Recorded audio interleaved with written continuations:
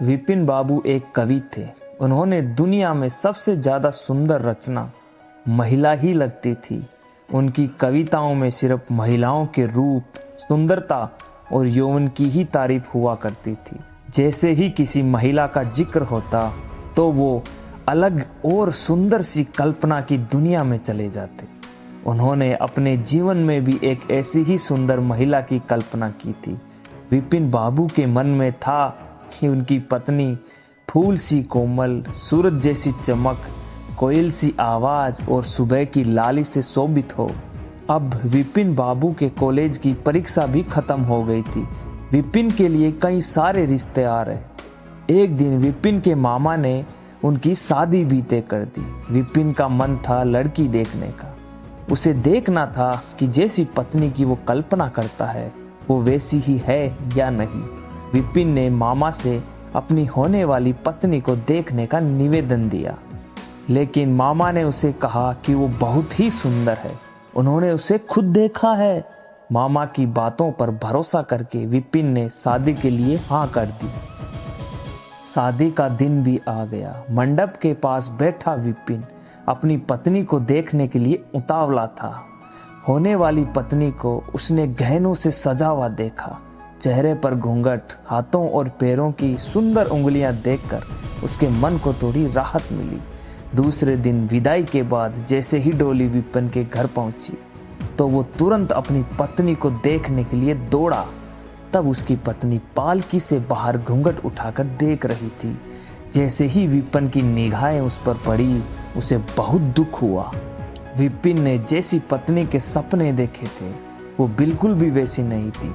चौड़ा सा मुंह, चपटी नाक विपिन को बिल्कुल पसंद नहीं आई। रंग भले ही उजला था, विपिन के सपनों की दुल्हन से वो एकदम अलग थी। विपिन की सारी खुशी गुम हो गई। उसे मामा पर काफी गुस्सा आया।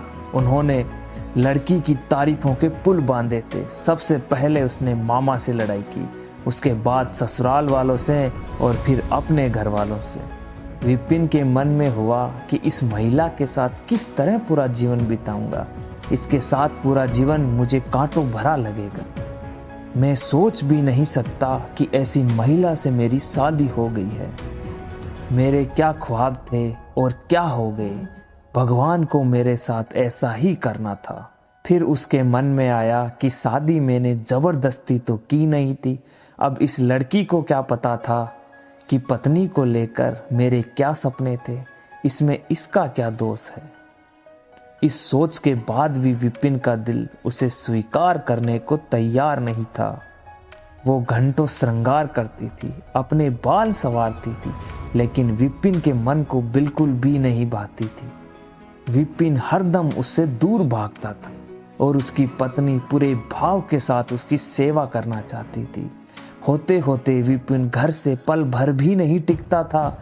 जब भी विपिन की पत्नी आशा उससे कुछ बात करने की कोशिश करती थी वो उसे दो खरी खोटी सुना देता था। विपिन रोज दोस्तों के साथ बाहर जाता और पत्नी घर में उसका इंतजार करती रह जाती। काफी दिनों के बाद जब विपिन घर खाना खाने के लिए आया तो आशा ने कहा, आप मेरी वजह से घर में रहना ही छोड़ देंगे क्या? विपिन ने मुंह मोड़ते हुए जवाब दिया, घर में ही तो रहता हूँ। अब आजकल नौकरी ढूंढने के लिए ज्यादा दौड़ भाग करनी पड़ रही है। आशा ने कहा, मैं खूब जानती हूँ कि आप घर में क्यों नहीं टिकते। आप किसी डॉक्टर से बात करके मेरा चेहरा वैसा क्यों नहीं बना देते जैसा आप चाहते हैं। विपिन ने चिढ़ते हुए कहा, क्यों तुम बेवजह फिजूल की बातें कर रही हो? तुम्हें यहाँ आने के लिए किसने कहा? उसकी पत्नी ने पूछा, जब आपको किसी चीज से परेशानी है तो उसका इलाज भी करना होगा ना। विपिन बोला, भगवान जिस काम को नहीं कर पाया मैं उसे भला कैसे कर दूंगा। गुस्से में आशा कहने लगी, इसके बारे में आपको सोचना चाहिए कि भगवान ने जो किया है उसके लिए मुझे सजा क्यों मिले। हर तरह की सूरत वाले लोग इस दुनिया में हैं, लेकिन उनके पति ऐसा व्यवहार नहीं करते।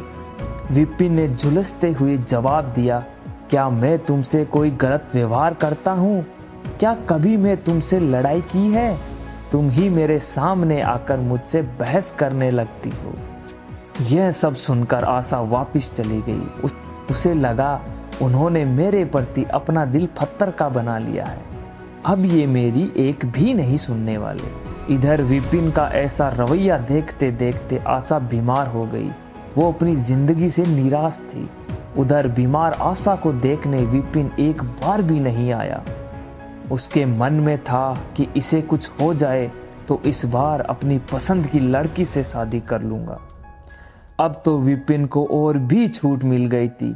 पहले कभी कभी आशा रोकती टोकती थी और बाहर जाने की वजह पूछ लेती थी, लेकिन अब विपिन पूरी तरह आजाद था। गलत आदतों में पड़कर विपिन सिर्फ अपने पैसे ही नहीं बर्बाद कर रहा था, बल्कि सेहत और चरित्र सब कुछ खो रहा था। होते होते विपिन का पूरा शरीर पीला और कमजोर पड़ने लगा। शरीर में सिर्फ हड्डियां ही नजर आ रही थी और आंखों के आसपास काले गहरे गड्ढे पड़ गए थे। अपने चेहरे को देख विपिन उसे रोज संवारने की कोशिश करता, लेकिन कुछ नहीं हो पाता। एक दिन महीनों से बीमार पड़ी आशा बरामदे के पास चारपाई पर लेटी थी।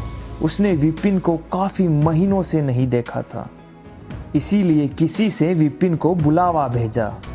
आशा के मन में था कि बुलावा तो भेज दिया है, लेकिन वो आएगा नहीं। आशा का बुलावा मिलने पर आज विपिन पहले की तरह झुलसाया नहीं। वो बिना संकोच किए आशा के पास जाकर खड़ा हो गया। जैसे ही आशा ने उसे देखा तो वो हैरान हो गई। उसने पूछा, क्या आप बीमार हैं? बहुत दुबले हो गए हैं और पहचान में भी नहीं आ रहे हैं। विपिन ने कहा, जिंदा रहकर भी अब क्या करना है। आशा ने नाराज होते हुए विपिन का हाथ पकड़कर चारपाई पे बैठा दिया और बोली, दवाई क्यों नहीं लेते? आज आशा के इस तरह खींचने पर विपिन नाराज नहीं हुआ। उसके व्यवहार में कोई कड़वाहट नहीं थी। उसका गुस्सा जैसे पिघल गया था। चारपाई में बैठते ही विपिन ने जवाब दिया, अब दवाई से मेरा कुछ नहीं होगा। मौत ही मुझे अपने साथ लेकर जाएगी। मैं ऐसा तुम्हें दुख देने के लिए नहीं कह रहा हूं। मैं भयंकर रोग से ग्रस्त हूं और अब मैं बच नहीं सकता। इतना कहते ही विपिन चारपाई पर बेहोश होकर गिर गया। उसका पूरा शरीर कांपने लगा और पसीना पसीना हो गया।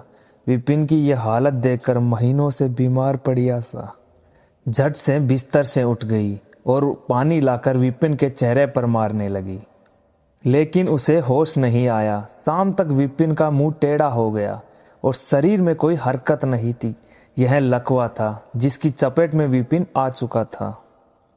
इस रोग में बीमार आशा ने विपिन की खूब सेवा की। लगातार 15 दिन तक विपिन की स्थिति नाजुक बनी रही। दिन रात एक करके आशा द्वारा की गई मेहनत रंग लाने लगी। विपिन की हालत कुछ संभली, लेकिन अभी भी आशा अपनी गोद में सुलाकर ही विपिन को दवाई पिलाती थी और खाना खिलाती थी। इन सब में वो अपनी तबीयत जैसे भूल ही गई थी।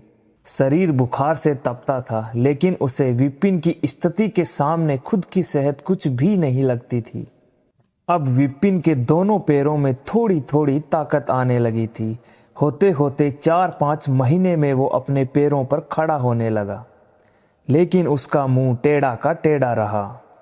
एक दिन अपना चेहरा शीशे में देखने के बाद विपिन ने कहा कि मुझे भगवान ने अपने किए की सजा दी है। आशा, मैंने तुम्हें सुंदर नहीं माना और आज देखो मैं कितना कुरूप हो गया हूँ। अब तुम भी मेरे साथ वैसा ही व्यवहार करो जैसा मैं तुम्हारे साथ किया करता था। आशा ने हंसते हुए अपने पति से कहा, आप मेरी आंखों से देखेंगे तो पता चलेगा कि आप में कोई अंतर नहीं आया है। आप पहले भी ऐसे ही थे और अब भी ऐसे ही हो।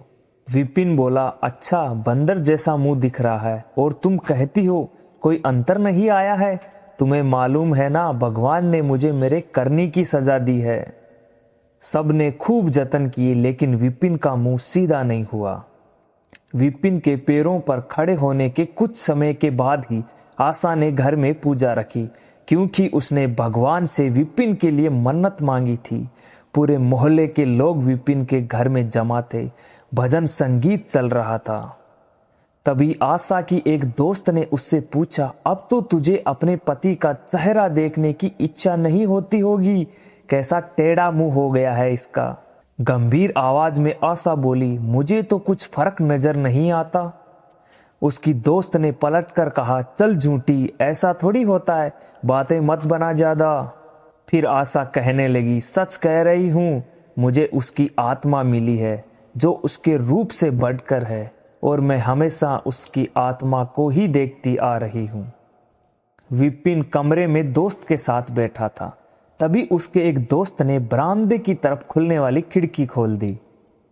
उसने विपिन से पूछा, आज तो यहाँ कई खूबसूरत लड़कियां हैं, बता तुझे कौन सी अच्छी लग रही है।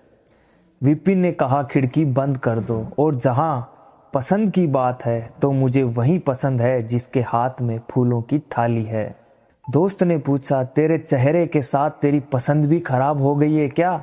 मुझे तो वो दूसरों से कम खूबसूरत लगती है। विपिन बोला, मैं उसकी आत्मा को देख रहा हूँ, वो हर किसी की सूरत से ज्यादा खूबसूरत है। तब उसने पूछा, अच्छा यही तुम्हारी पत्नी है क्या? विपिन ने कहा, हाँ बिल्कुल, यही वो देवी तुल्य महिला है। दोस्तों, इस कहानी से यह सीख मिलती है कि व्यक्ति की बाहरी सुंदरता नहीं बल्कि मन की सुंदरता देखनी चाहिए। बाहरी सुंदरता कभी भी फीकी पड़ सकती है, लेकिन जिसका मन सुंदर है वो व्यक्ति हमेशा ही सुंदर रहता है।